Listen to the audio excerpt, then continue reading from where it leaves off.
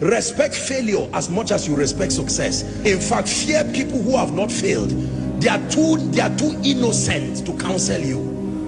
There is a requisite level of failure you must carry as a badge to balance your understanding in counseling people. Believe me, anybody who comes to you with 100 over 100 is still a child in the school of success. There is a requisite scar that gives you a balanced perspective. Have you failed enough to be able to talk to me? Don't tell me all the stories. I just prayed and the person was healed. I just spoke and they gave me an auditorium. You are not the person to counsel me. I respect you. Carry your results until you learn the other side of life. My goodness, there are people that have failed enough and they can talk to you. When they talk to you, they utter from their pain. Their pain has been turned to wisdom. Every sentence is a life lesson. A woman who tells you, I have been barren for 10 years. Now God gave me 3 sets of twins. Forget the twins and learn wisdom. Don't just respect crowns, respect scars. The wise respect both scars and crowns. Can I encourage someone? Your failure is still an asset. Don't throw it, archive it. It will be one of the qualifiers for your speaking to people tomorrow. Apostle, I have cried. I have failed in life. I know what it means to be an irresponsible father. Don't throw that experience, archive it. One day you will use from that wisdom and mentor an arrogant young man who thinks life is so easy. Most times when we are starting out in life, because of the leverage of prayer, the prophetic, or generally life just playing games with you, you can believe life is so easy and you are wondering, so why are people crying like this? I just got married and 3 months it's been so rosy. In fact, my wife is the best thing that has happened to me. And you go online and embarrass yourself. And someone who has been married for 15 years is saying, may God help you. After 2 years, you just turn and start saying life is unpredictable. All these unwise things that people do. Do not just respect those who have succeeded alone. Respect those who have failed. Not everybody fails. Respect those who have failed.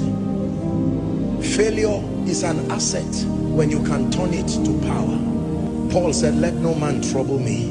It is not only anointing that I have, there are scars. Gentlemen, don't just look for those who live in mansions. Go and look for mama and let her teach you the secret of happiness in a hut. There is something you need to learn, because the money you think will come from the mansion, you will be surprised. You don't know the depression and the drugs that surround those mansions. Sometimes you need to learn from both a king, but you need to learn from the slave that is in his palace.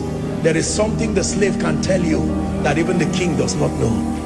The slave is the one who cleans the palace. He knows what he has seen there. Why will the Lord speak to a young virgin through an angel and says, Mary, you are highly favored? And the next thing that follows that woman is pain, controversy. There was nothing in the life of Mary that I have seen that looked like favor.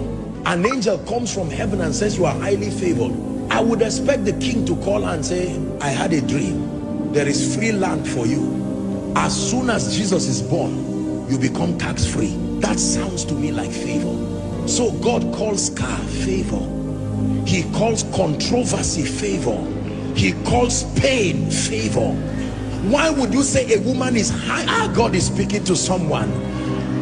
Don't listen, you may cry, but don't be embarrassed about your failures again. There is something about the speaking of God, that until you are at your lowest moment, there is something about the voice of God you cannot hear.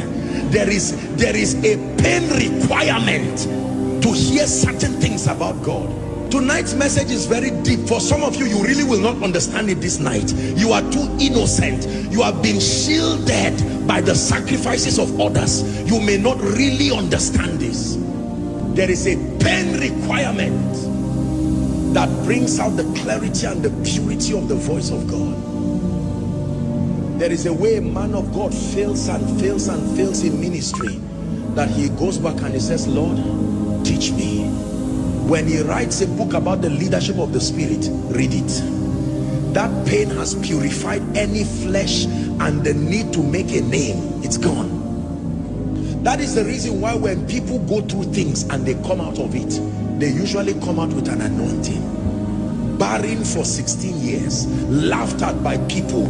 As she gets triplets, it's not only children she got. The day she speaks over you, she will terminate barrenness in a moment, because every time she sees you like the high priest, she's touched with the feelings of your infirmity. Let me tell you the truth. You see, many of you see today that I pray for people and I'm just speaking and you see the power of God. It's not only prayer and anointing, no. There is a pain requirement that has reached down to the bowels of power and has drawn genuine, authentic spiritual power.